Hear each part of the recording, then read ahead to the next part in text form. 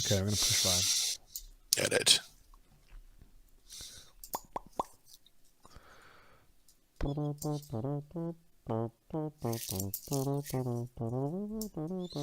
I think we're live. Yeah, we are. Let's fire it up. I don't see us. There we go. If you're sitting here watching this stream today, you cannot underestimate how ahead of the curve you are right now. Bitcoin looks tired. Altcoins look hungry. I'm just not quite sure that Bitcoin has any more solves. I still think this thing is really worth a lot more than it is. This stuff's spooky, man. These chaos PRZs are intense. Yeah, that's incredible. Solana is highly performant and has the team with the experience to support it. $4,800 Ethereum. That's a big move here. Whatever you do, always play from a position of strength. Exactly. I cannot believe how young we look in some of those early. I know. In the intro, it's unbelievable. 1 year bear market. 1 year. Oh, no. Get that computer audio out of there. 1 year bear market in that video, and we look so much younger. It's crazy how much younger we look. Mm-hmm. It's been a long year. Guys, welcome back. Even you. It was amazing. Welcome back. You look young. I did look rather youthful. We're live. Welcome back, everybody. We're just here hanging out, as you can tell. This is what happens when you get on an hour before the show. So by the time the show hits, you're just so casual. We're just chilling. We've been playing around with OpenHxro here. I'm excited to share with you guys the first few bits. And it took about 2 seconds of Gunny explaining it, but I finally figured out the way that order book stack works. So yeah, we're going to get into it today, guys. We're going to get into the OpenHxro. Welcome back to the Network Effect. We've got myself, RT, Random Task, in the house, looking a little rosy. I think I'm going to just mess with my lighting a bit. Let's lighten it up. Oop. Oh, ghastly now. Okay, we'll fix that. Gunny, where art thou? Okay, so as technology does, we've had this really new, fun, weird bug this morning while we're hanging out that Gunny's like flickering in and flickering out. Automated, obviously. We don't have to do anything to bring him back. But it's concerning. As the producer of this show, I find myself perplexed as to how the fuck to fix that. So we tried the restart, redo everything, and it just happened again. So we're just gonna cycle the Gunny. But the good news is, because we do like to talk a little bit about the market before we get into all the grease, and we have some good news on the market front. If you're a bull, bear's probably not feeling good news today. So I'm gonna go pull that up because that's what I really. Colin, do your thing here. I got a couple things I'm gonna do over here to try to prevent me from ghosting out.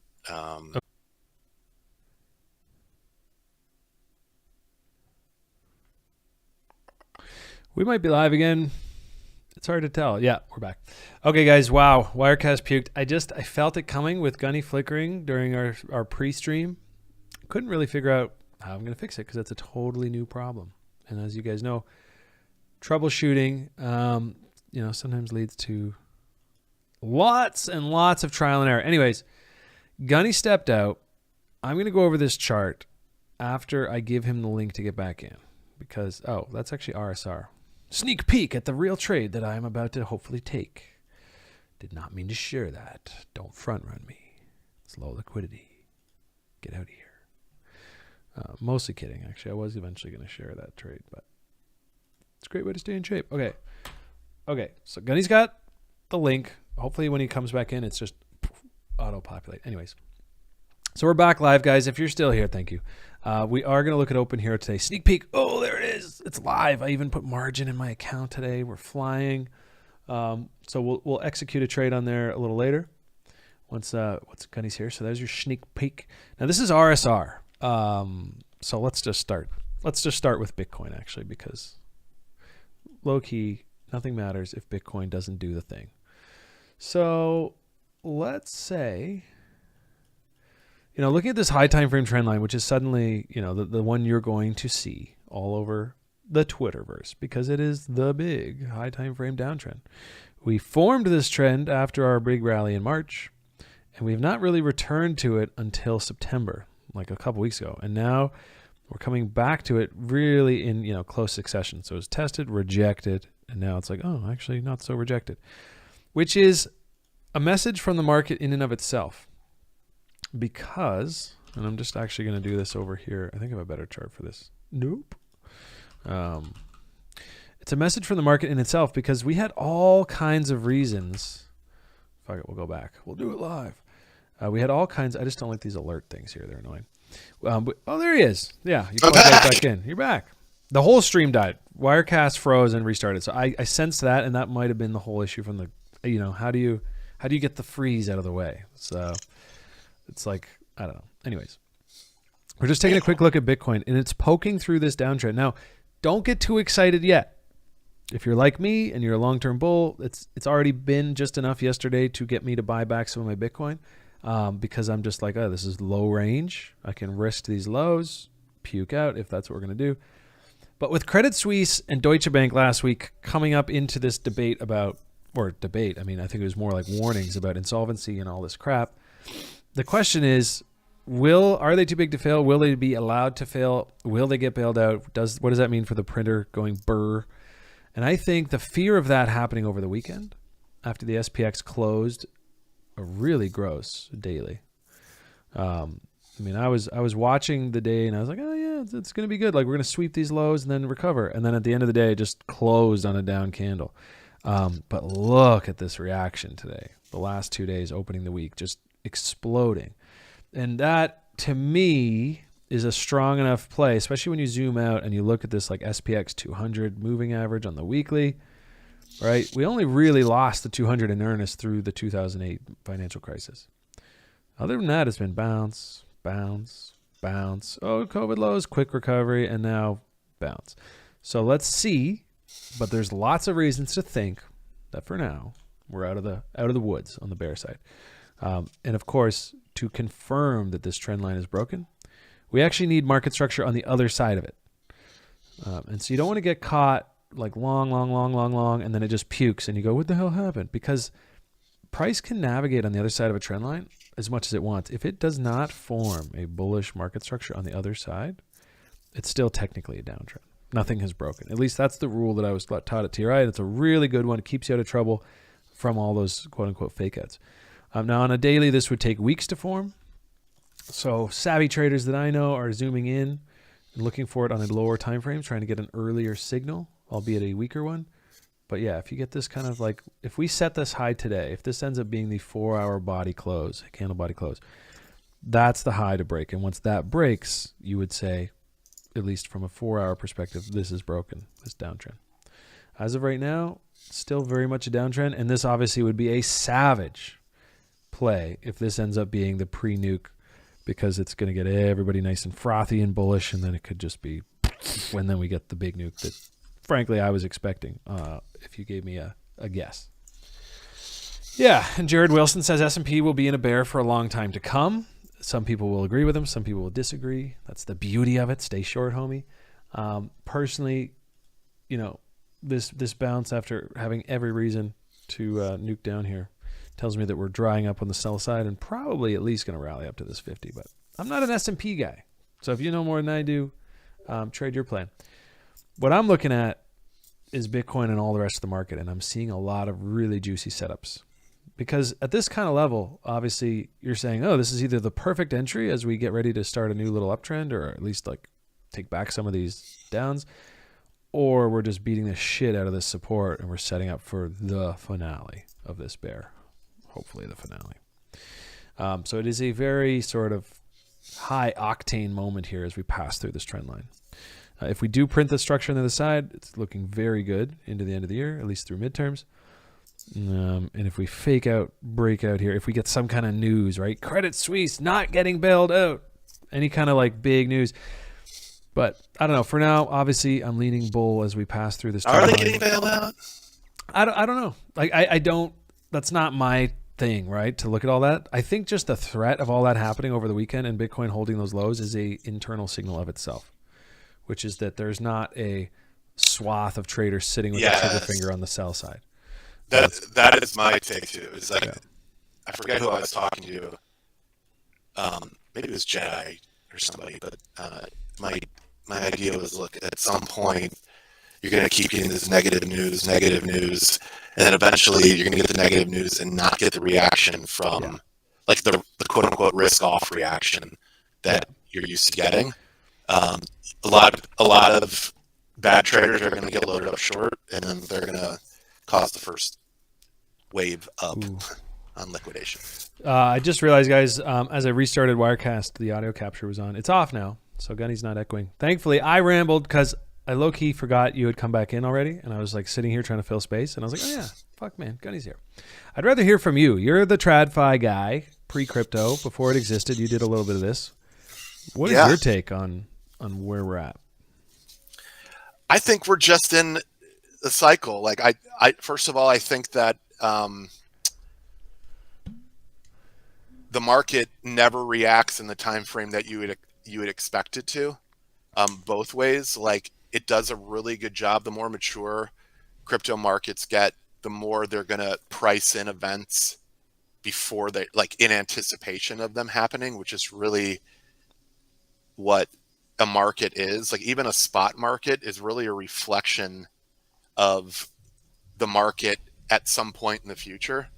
It just will readjust on the fly differently, but it's like, kind of have to look at it like it's trying to anticipate what's going to happen 3 months, 6 months out. And I think that the market has done a pretty bang up job of doing that, especially in the crypto market, which has just been, a combination of a massively strengthening dollar and, kind of the QE off posture that the Fed has taken, and which is just general risk off across the marketplace. And then these kind of knock-on events that you're starting to get, but like, you've already had these massive down moves in risk assets. So there probably will spill over into bear markets and in other sectors, in real estate, things like that, which we're going to start feeling the effects of. Even though you see higher interest rates now, like, I don't think you see the real effects of that in real estate for another 6 months, 9 months, maybe. But I do think that, in things like crypto, the narrative is going to start to change. It's like the market's kind of numb to it. You've sold off, and now the question is like, does something like Bitcoin become a much sexier asset to be owning? Like, now that things have changed. So, for the first time in a long time, I put Bitcoin on my balance sheet purely for the purposes of, like, where do I want to go to preserve value in this environment? Not like, buy number, go up, I'm a trader, it looks bullish. I literally was just trying to, allocate all my stuff and at least, like, okay, how much cash, how much this, how much that. The allocator. And if my cash is going to lose 10% of value per year, 9%, whatever inflation is right now, they're trying to bring it down. But it's a slow bleed. I don't mind cash this year when everything's down 70% or whatever. But long term, I'm like, I need to have some Bitcoin. And then, of course, from that, you extrapolate and say, okay, well, what's outperforming that? Can I get some ETH? Can I get some whatever? But I need to have some Bitcoin. So I reallocated after the Bank of England news last week when they kind of capitulated on their quantitative tapering. Quantitative, tapering, QT. So anyways, I just decided, okay. And then, the dollar came into this monthly breakdown level from 2001. So technicians rejoice. This is sort of, especially after we broke up from here, it was kind of like foregone conclusion that we would have to come see that. And that's a massive level, right? That's an M top, your inverse kind of Wyckoff check, same kind of thing. You get these breakouts, you get these big rallies, and it's like, we're going to come check that level. Well, it took 22 years, but there it was. And so there is reason to believe, at least into midterms, that could be the local highs for Dixie. I think probably is. It gets more and more likely with every down move we get here. And then, of course, you can zoom in to look for candle body fractals, right? Might get a little empire top here if we close the week below 109. Get into the 3-day, get into the daily, probably looks a lot toppier. And ultimately what you want to see to confirm anything like that is the M top, the lower high, and then the break. And that would be really nice it's not a slam dunk. You're going to see some of these M's along the way here that ended up going up anyways. But that's what I'm looking for in the Dixie, right? Then you got China talking about massive dollar dumps to pump up and boost up the yuan, the yen, whatever. So I don't know. Not a big Forex guy, but I like seeing rejection where rejection should come. I like seeing price breaking through high time frame trend lines, even though it's not confirmed finished yet. And then obviously I like seeing the NASDAQ, the S&P all bouncing off this 200 weekly moving average, which has basically been the low short of financial crisis 2008. I mean, first of all, let's cover 2008 for a second. What is going on now and the feeling that's going on now is nothing compared to what 2008 was. Yeah. 2008 was like a legit 180 oh fuck moment. And kind of sent us into uncharted territory in terms of nobody really having a fractal to relate to understand historically what was happening. And the situation in 2022 is very different. And so I don't think it's fair to compare this to like a 2008 moment. That said, I do think that over the last 14 years, there's been no solution to creating transparency in the OTC derivative marketplace. I don't want to get into a political, make the use case for a Hxro/DeFi. Hxro Network. Hxro Network. It's your job to always infrastructure. Slide back to that, though. But I was on both sides of it, and it happened again. And you just have so many issues that stem from a complete lack of transparency in bank balance sheets or in off balance sheet positions that banks are holding in things like forwards and CDS, which are credit default swaps. Yeah, they're coming back into fashion today in the news or this week. Been reading a lot about them. Yeah, and that's it. Big short. It's not much different than it's just Luna scenarios again. It's like these things have breakpoints on them, and these banks are massively over levered. Like I read something back in 2017 that like 4 or 5 of the largest too big to fail banks were still holding somewhere close to 13 trillion or 14 trillion dollars of off balance sheet derivative positions that were basically like debt that was being held off the books. And it's like they just came up with rules that kind of scratch the surface or kind of scratch the itch of needing to get to a place that everyone can feel semi-comfortable, but only until the next outlier event happens. And here we go again. You get this big sell-off. How can an investment bank that is basically tied into, it's not even tied into other banks as much as it is just tied into the Fed and to all the other major Fed banks globally. It's just in this place where you can have an unwind cascading event, but is it there yet? And is it going to happen strictly over Credit Suisse being over and Deutsche Bank? And and can it be allowed to happen? That's the counter argument that almost made me think this could be your bottoming event, where you have the fear of such a thing happening. Perhaps it even happens, maybe just Credit Suisse. But then, it's like the Tether news, and then they come out with their response a couple of days later, and they're like, actually, we're going to print $2 trillion and bail this bank out. And so, again, over the next 5 years, savers see that their buying goes down, or buying power goes down, and they've essentially robbed that fix from savers, non-asset holders, and business as usual. But more to the point that's the confirmation that risk is back on. That they're actually going to print the shit out of everything and fuck inflation, and here goes our melt up to end the bubble of all bubbles. this is all the things that were swirling through my head. I read a little bit about Bank of England and the pensions and how they're all levered up, and I just thought that's so grossly negligent, and it makes me nervous. And the nice thing is they can now that they've unwound, and now that like at least like in the U.S. like the long end is pushing somewhere like 4.5%, 5%, 6%. Like they got some room to go the other way now again. Perfect. Yeah. They bought themselves some time and some space. The whole thing makes me nervous. Even getting into life insurance a few weeks ago, and he's telling me how it all works. He's like, yeah, after this many years, it'll just pay for itself in perpetuity because you can assume 5% returns in the market. I was like, God, so the entire life insurance industry is based on an assumption of 5% a year over year, 10 years? Like, that seems irresponsible. Like, there's so many house of card things that I'm seeing in my own life that will crumble if there's not some measure of continuation of trend. And that's the whole thing, right? And that's the whole system that's built on this grow or die. It's terrifying. So how can that's why banks are they have to take risk, right?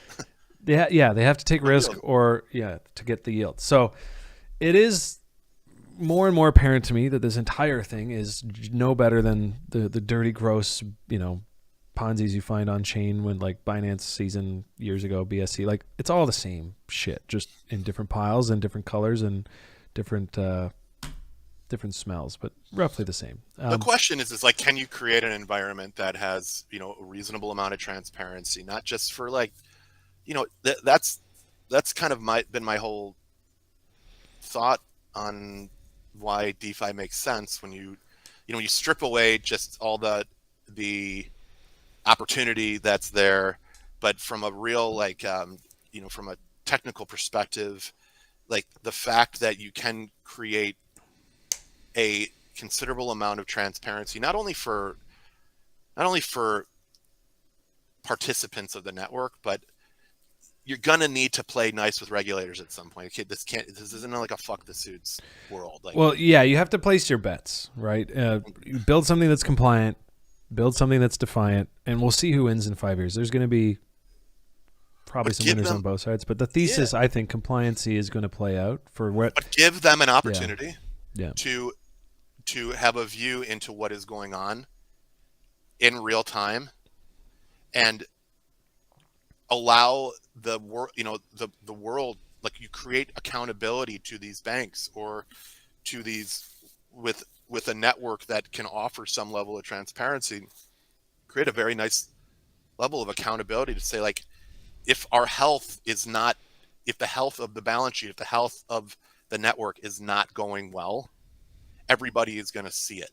And either as a collective, you're going to work to cure it, or you're going to take action to prevent it from metastasizing.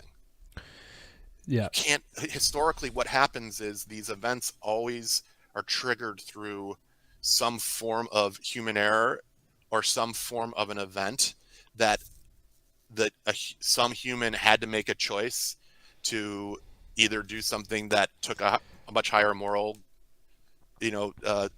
path, or something that was probably going to, in the short run, benefit their pocketbook and hurt many other people, hurt a lot of other people. And more often than not, it's the latter than the former. And looking at The Big Short, I mean, even in layman's terms, if you want to watch that movie, I've seen it a couple times. I loved it.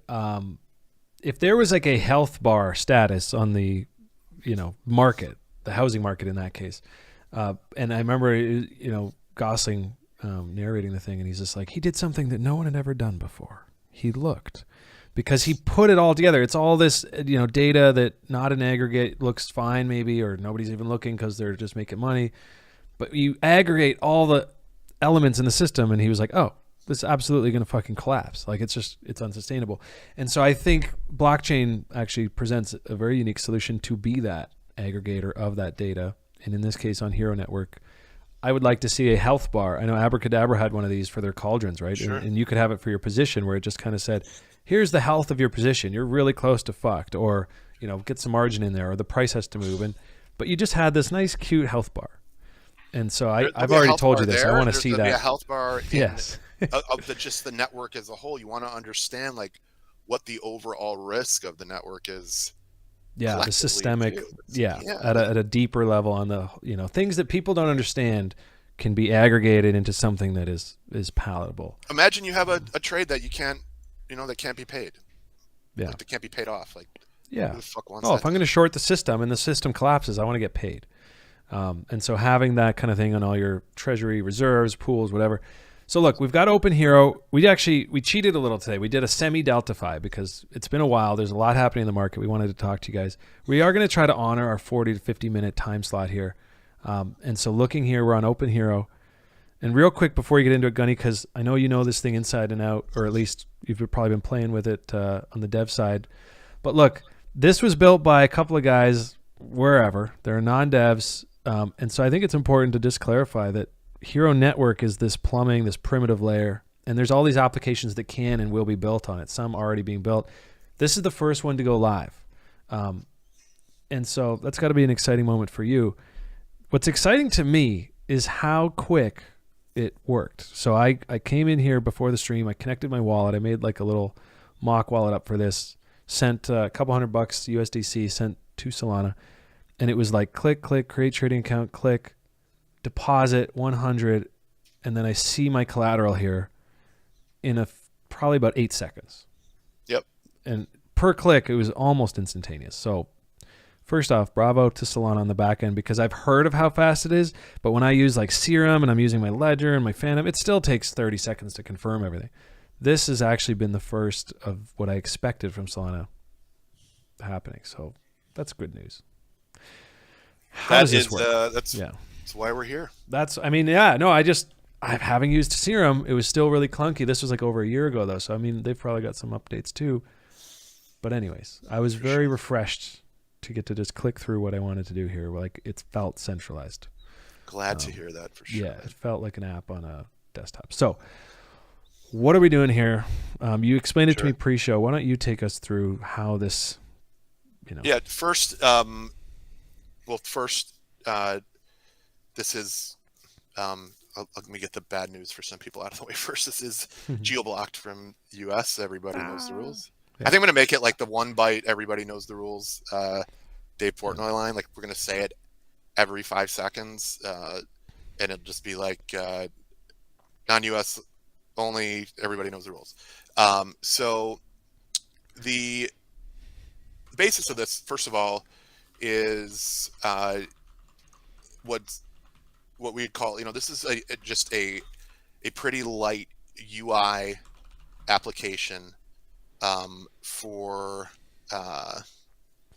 trading what will be initially BTC USD perps, and then if you go to the you can't see the drop down. Yeah, on the stream it doesn't come up on the screenshot. Oh, it doesn't. Okay, yeah, But if you go to the I can click them and then you can see them. Yeah. Go to the second market. You can go to like October. I think there's a market up right now too.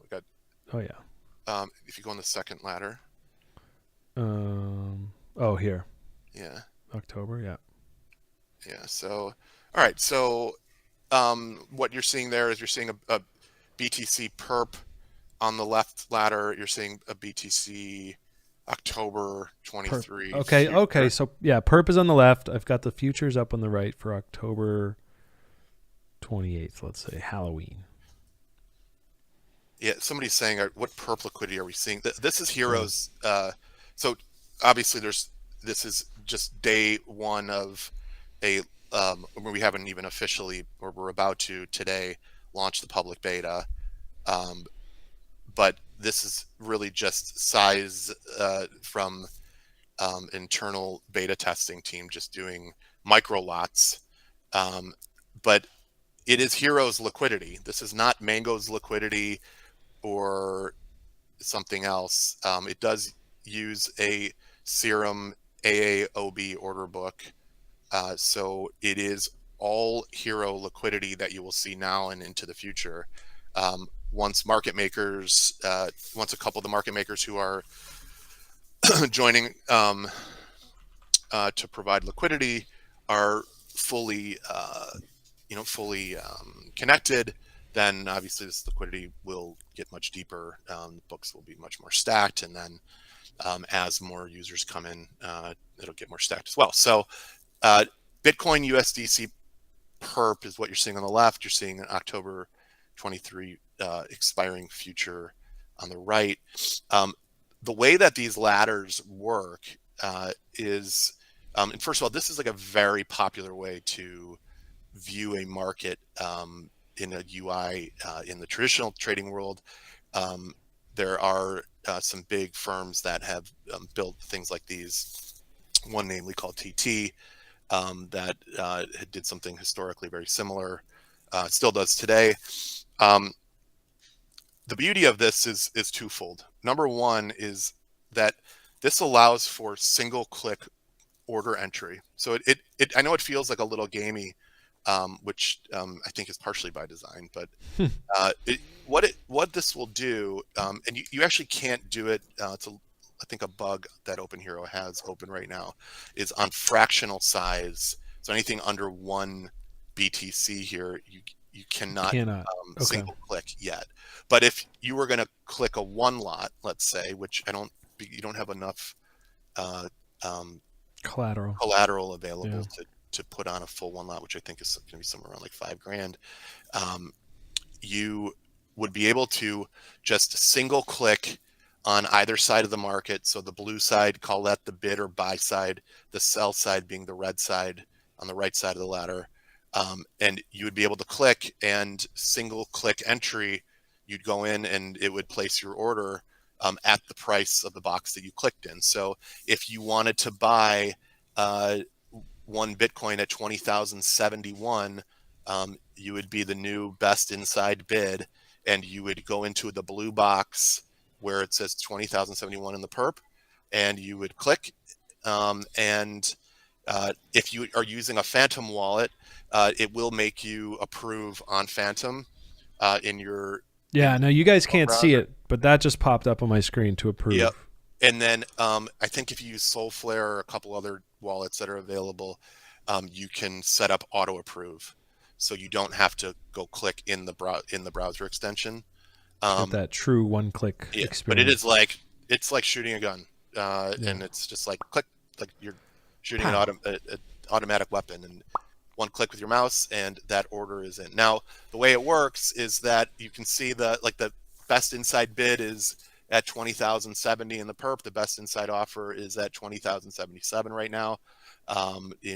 Then all you would do here is, if you wanted to put a limit order in under the best offer, so you're just like putting a resting limit order in, you would go to the price level that you would want. So let's say you wanted to go to 20,072, and you in normal cases you would just single click it, and it would put a bid in for 1 Bitcoin or whatever size you had in that number pad for at that price. If you want to sell, you do the same thing, but just on the red side. So if you wanted to offer 1 Bitcoin at 20,087, you would go up to 20,087 in the ladder, and you would single click, and boom, it would throw the offer in. If you're in the mid of the book, it's a limit. If you're like ahead of the top ask, or below the top ask, or above the top bid, then it becomes a market order. Correct. So it's like it would, like said differently, it's like a limit order above the market.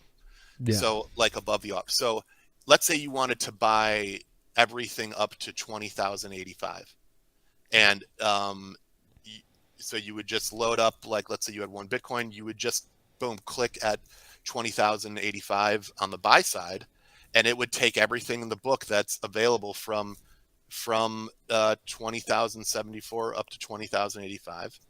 And if it did not completely fill your order, like it only partially filled, then you would be the new best bid with your remaining balance at 20,085. That's right. Okay.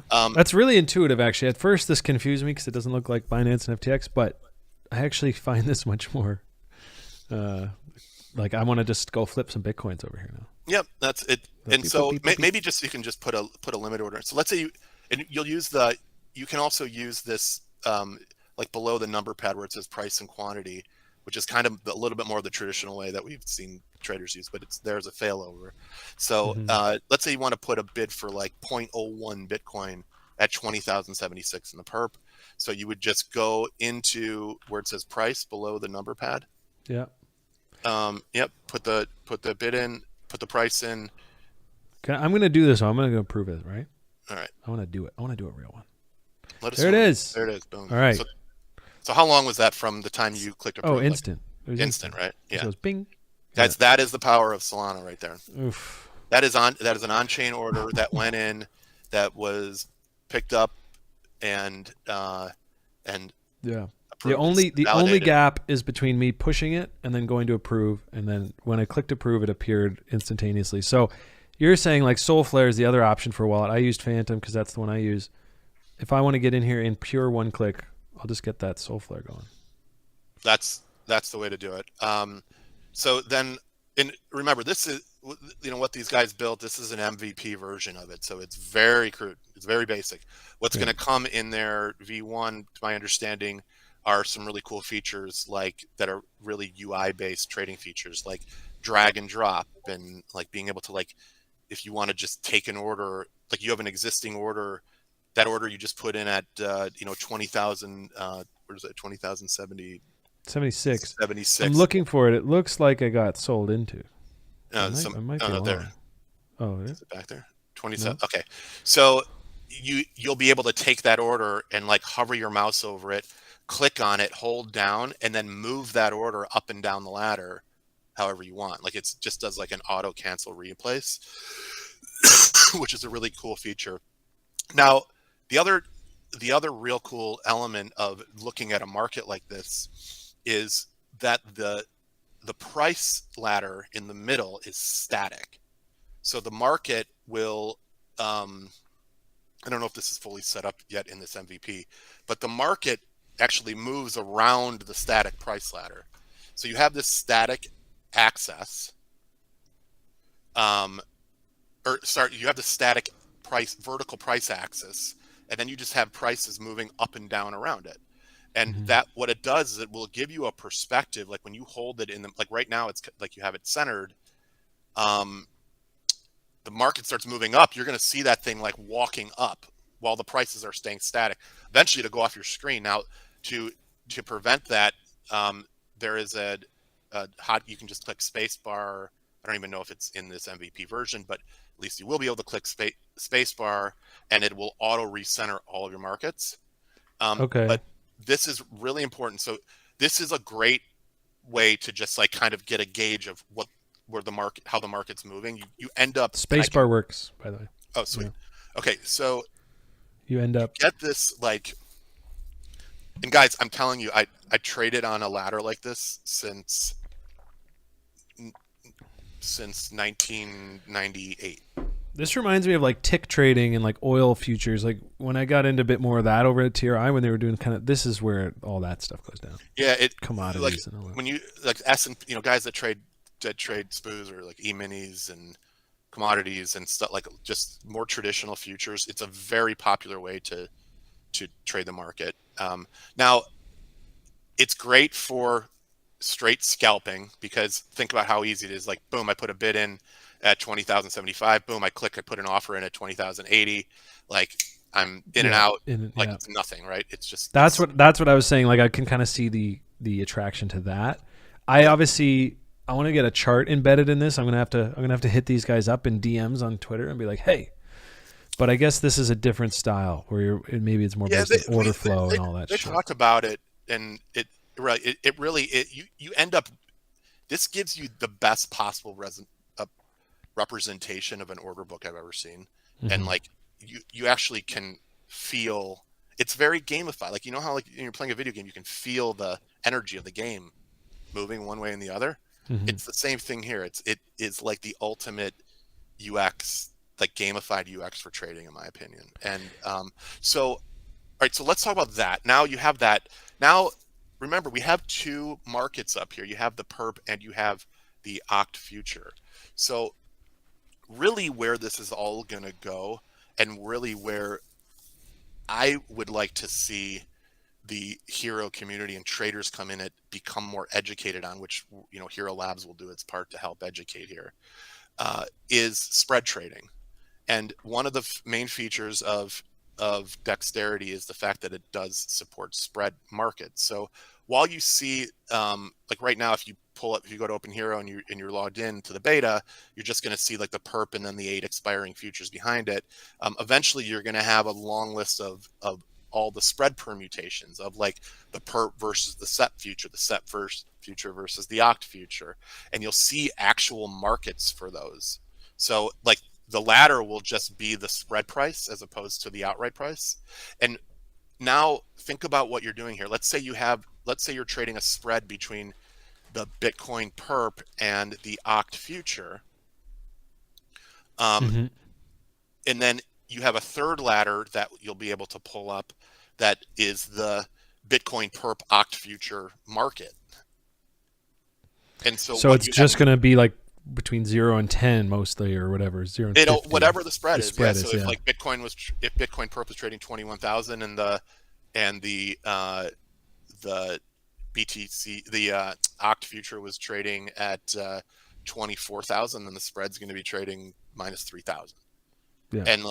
And you're trading the relation, like we talked about on the other show, like you're just trading the relationship between those two. Which they always end up converging to 0 in the end.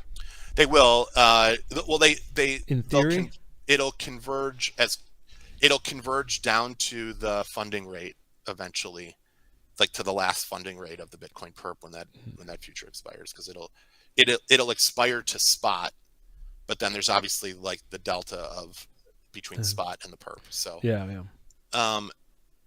So it helps you visualize trading that spread instead of trying to make it happen see the manually. Yeah, correct. You see the relationship of two. Like if you would have gone and like even today, if you go and look at like a lot of like guys that trade CME, like short-term interest, like Eurodollars or trade crude oil, and they're trading spreads, they'll have like 6, 7, 30-inch monitors up, sometimes more, and of all these ladders all compressed down, and they'll have literally 200 ladders open.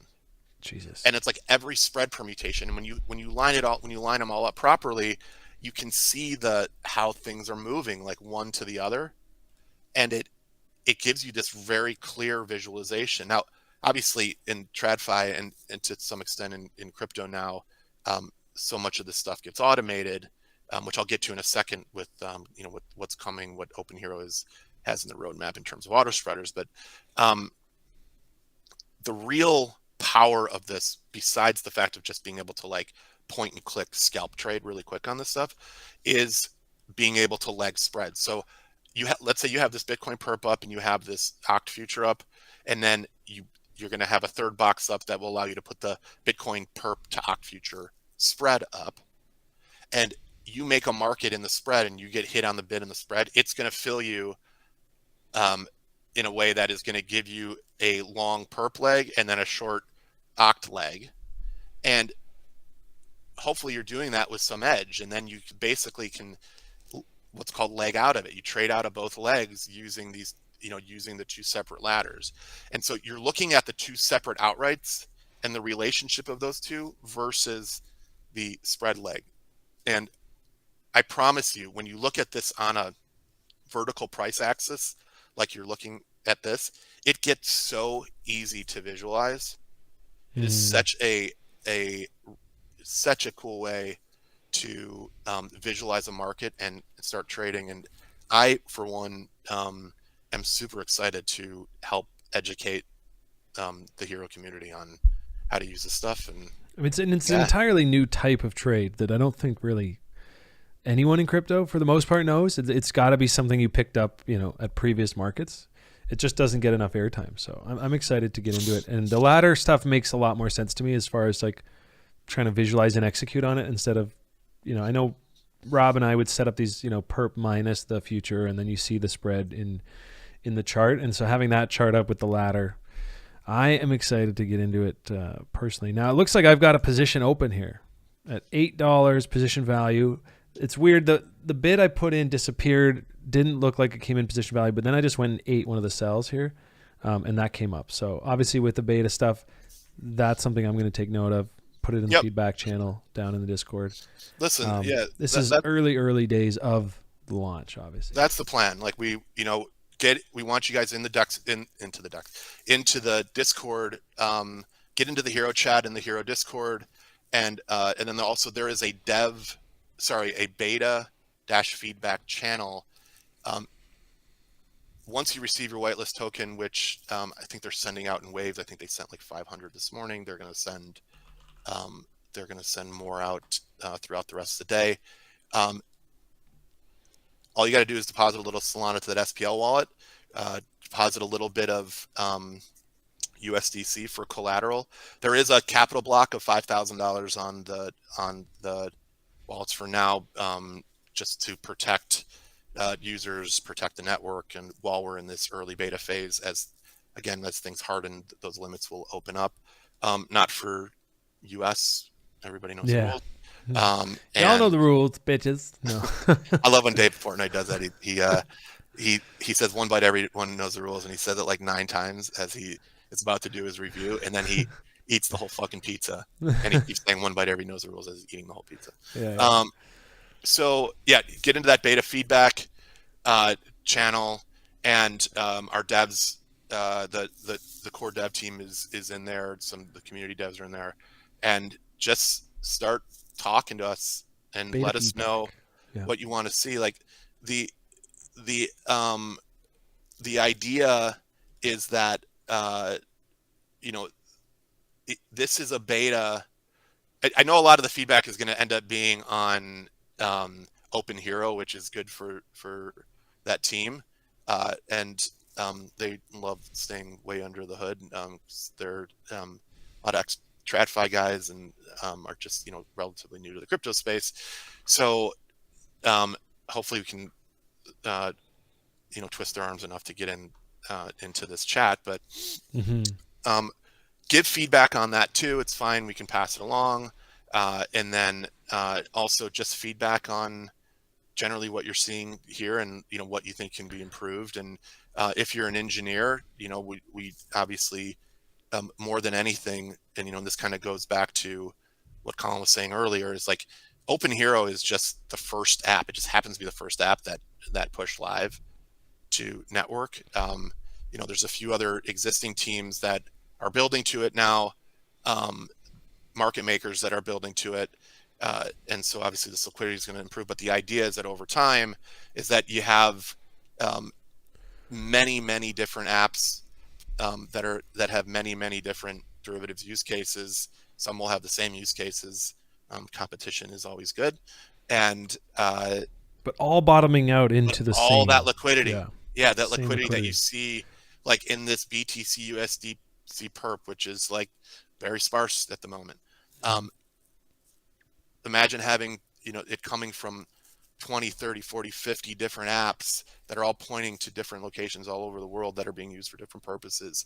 Like you have apps that are in the business of, like, they build a more of a swap AMM style platform that's built on top of Hxro. Like that thing's sending market orders every fucking time it puts an order in. Like, it's like that is one actor in the market that is like is good for the market.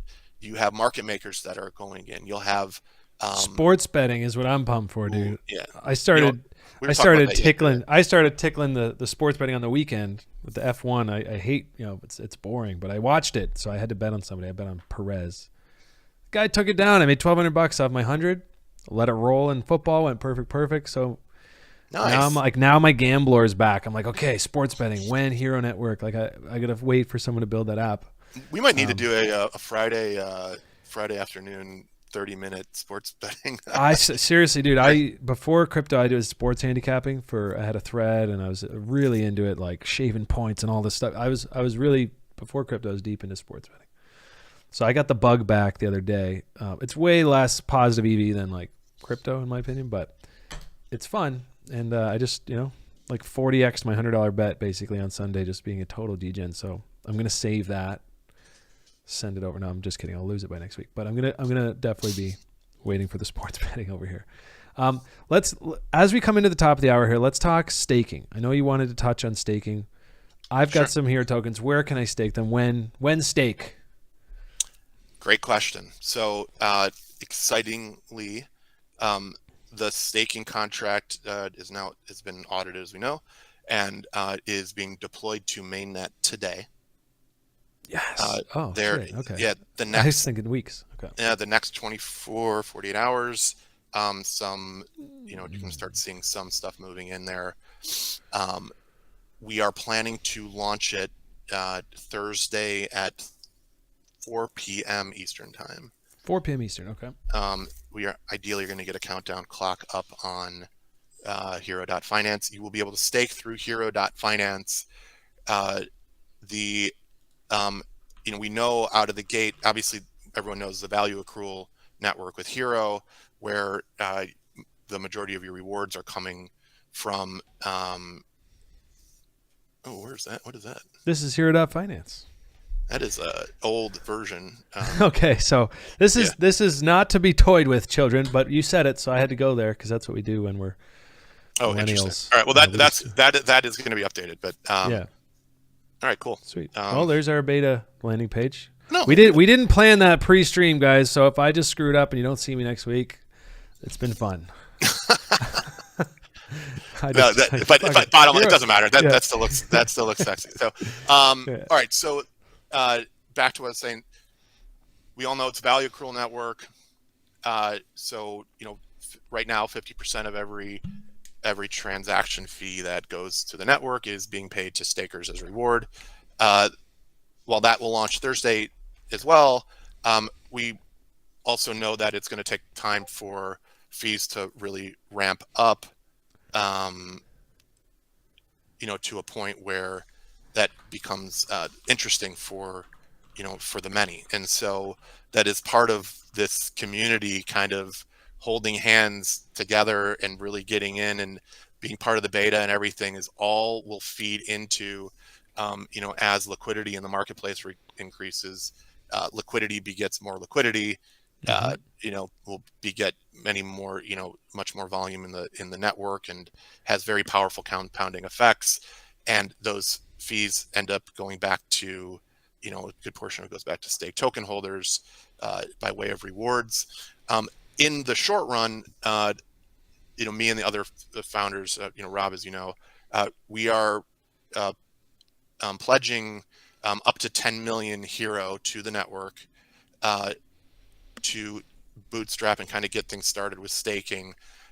We're going to do a 5 million Hxro tranche now to be paid out in ES Hxro. So we're going to send 5 million to the ES Hxro vault, and then those rewards will get paid out to early stakers.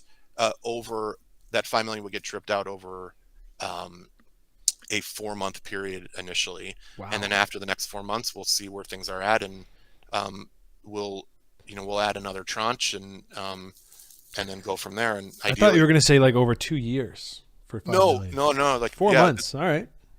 It is ES Hxro, as everybody knows. ES Hxro, escrowed Hxro. So you receive it, you can stake it, you can take it and restake it. You lock it up in with either for 1 week with no boost, all the way out to 3 years with a 400% boost and everything in between. I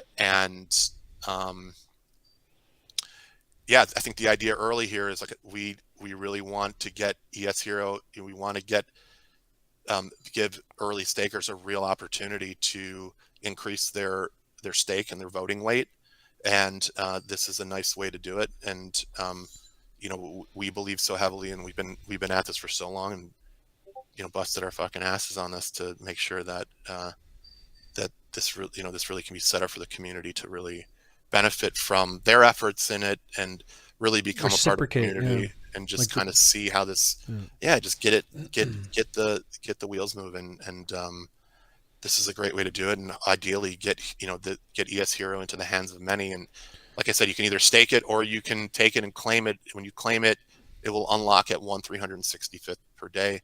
I don't know. It's similar to the ES GMX kind of vibe where you're vesting it. You kind of have to pull it. You say, okay, I'm done. I'd like to see it vest, and then it just gradually disperses to you.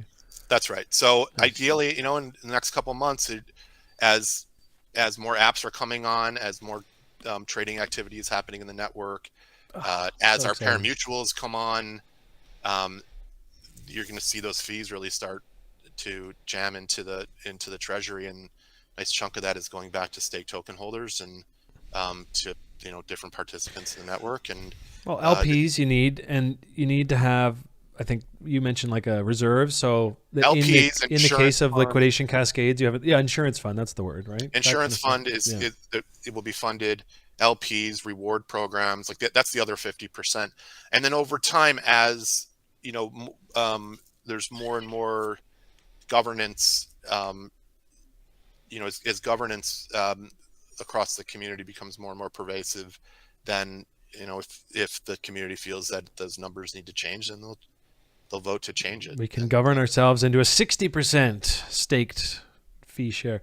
I mean, I think over time, you could see that changing. Early on, I think LPs should really be incentivized, right? Let's keep them beefy. They're going to be the backbone. But if the fees get to a point where LPs are satisfied with some of that, then slide that thing over. But look, I'm so excited hearing you talk about other apps and all this stuff. I mean, obviously I've been working with you for years, and this is big. This is exciting. And thank you for coming on here. I know you're insanely busy, you and Rob. Of course. And I think it's just a good time to remember that companies in the regular world, you don't always just get the founders and CEOs coming in for an hour a day to like really walk through everything.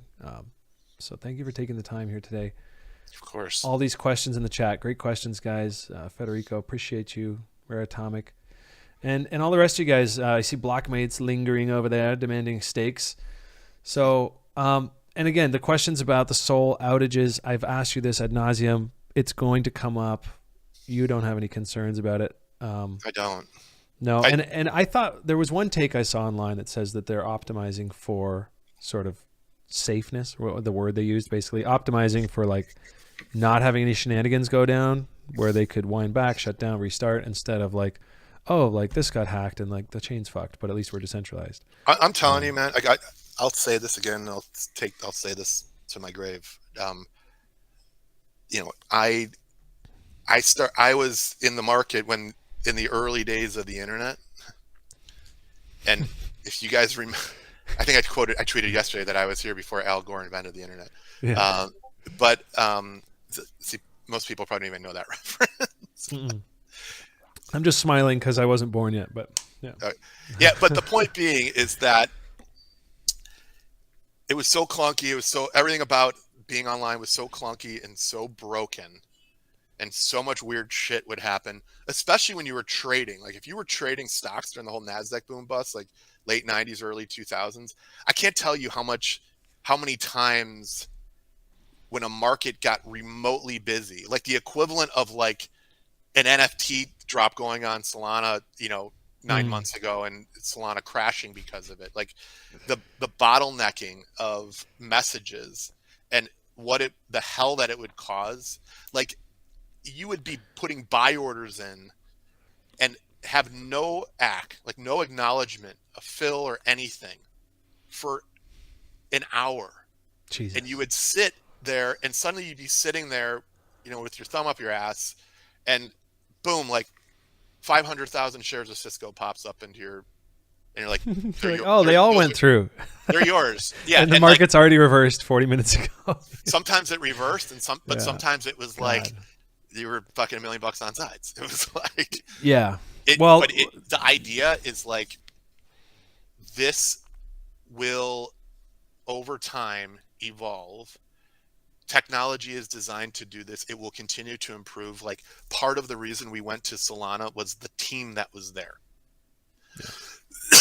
They are not. It's not like they're going to drop this and go like, oh, Aptos and Sui are going to like solve the problems. We're just going to move on with things. Yeah.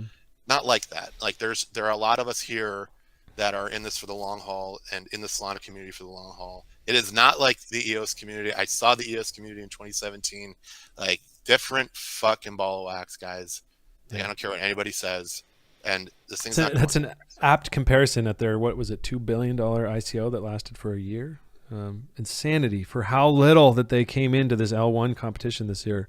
And I always heard early on, they're like, EOS trash. Like all these dev friends of mine, like, the smarter guys that actually look at code would consistently across the board said that about EOS. And I was always kind of like, well, they got enough money, but something there fundamentally flawed, I guess. It's I don't know. I never looked. Fucking Anatoly's life's work. Yeah. This is my life's work on here. Like, yeah. You think we're leaving? Guys aren't leaving. So I think the idea is, as speculators, and which is what I am essentially at the core. I always ask myself, is like, yeah, there's some outages. It's not going great. It's not exactly the way I want it right now as a user. But what would the price of Solana be if and when that day comes, when it's like humming, when you've got your Ethernet, you've got your gigabit connections like we do with the internet now, comparing back to your sort of dial-up trading stories. Like, it's going to get priced in over time. Right now, I'm taking the risk saying, I bet that they're going to figure that out. That's other all people may be saying, I bet that it's fucked and it's going to always have outages and it's never going to be good. And then everyone's going to quit and say it was a failed experiment. You can make that bet too, stay out. But you have to factor that in, right? I would buy it in the name of Sam Fried. I would buy all you got. Well, look, I think that your stories of the outages at the exchanges in the early days kind of reminds me of everyone shitting on SBF now when like FTX has like a blip during the FOMC announcement. And first and foremost, my thought is, why are you trading the FOMC announcement? Where's your edge? Right. All these guys are talking about how they got wrecked because FTX went down. I'm like, no, you got wrecked because you tried to long into something that's going to always look just like this big stupid. And frankly, on that day, I was short and it worked out. So I was like, okay, the outage was fine. My position is good. It's in profit. I think it's just people blaming other people for their bad trading, but that's just me. I would also like to see the exchange never go down. And I imagine over time, FTX will run smoother. So I'm not going to sit here and excuse their imperfection, but I'm like you. I feel like it's early days. When things don't work, it pisses me off. And then I just remember, I feel early. So we'll see. Guys, we have really stretched the 40 minutes. So thank you guys for rolling with us today. We got through the OpenHxro quick tutorial. Lots of stuff going to be added to that. And real quick, the whitelist tokens, people that want to do what I did today and kind of mess around on there, that's coming out later today, staking later this week. Yep. That's our summative comment. Yeah. Actually, let me see if the site. And really, they're two different things, right? Hxro Network, staking Hxro tokens, OpenHxro, playing with USDC, totally different things. But You can still go to Hxro.com for now. You can go there. Oh, this guy's cracking me up in the chat. So you can go there right now and just connect your wallet, and it'll approve you for whitelist, and then you will get a whitelist token drop to you eventually. Yeah. So that stock dude is really getting fired up in the chat here, comparing things like Neo. I mean, look, a lot of L1s did not make it through last year, but ETH did. A lot of people said ETH was going to never come back. Well, it did. A lot of people shorted at $80. These people have this attitude. You got to make these bets, dude. Like he's saying, okay, ahead, man. I don't want to be long Solana. I think, I actually don't own. I own 2 Sol right now. So for anyone who's like, oh, you're all over Sol, I own 2 Solana right now. I'm not ready to buy yet. It's not an uptrend, but I think arguing over what you think is going to happen next, share your opinions, but it gets a little weird. For example, I was long Neo, okay, and there was nobody building. There's nothing. There's like, oh, we're going to launch on Neo, but there was no smart contracts. You couldn't do anything on Neo. Even all through this cycle, they had $300 million treasury, like early 2020. Who's building? What are they doing? I don't know. But I have been to Breakpoint Solana last year. It's coming up again this year. There are thousands of people sitting there, like rushing. They're building. They're doing all this cool shit. It's a little bit. Just the last hackathon just had 170 new teams. It's a little bit different. It's a little different. It's a little different that they have like enough budget to last decades. Like I just don't understand. I don't like the way that this guy is speaking to me, which is very common in crypto. Is like it's just go ahead. Like it's fine. It's just opportunistic, man. Like. Well, and I don't think he's here to attack. I think he's go ahead. He's saying I'm seeing people moving. They're fired up about Solana. Now they're moving to the next gen pumps. That's people will do that. Sui is going to rally. Aptos is going to be the next best thing. I'm sure. I haven't looked into it myself. I just know it's coming and it's going to be. I agree. I could not agree with you more. It doesn't go through mean a developer cycle. Yeah, no, I think we go through a developer cycle. If my hot take is it takes a long time to get into a big fat new uptrend on Solana, just like it did with ETH, maybe 2 years. We bottom out, but I'd be shocked if the guys who bailed out the $1 billion wormhole hack give up on it. I'm just going to say that. I think that there's a little bit invested here. But look, guys, we've got to go. We are now getting after it in the chats. That stock dude, I appreciate your input, dude, and for coming and hanging out and chatting with us. All y'all, best believe I'll be back on Thursday at noon Eastern to talk more Greece, get into the charts, get into the muck, and we'll see what we can find here. There's possibly a new trend emerging here in the market. We're going to see if that trend line is broken by Thursday. So from now until then, as always, play from a position of strength.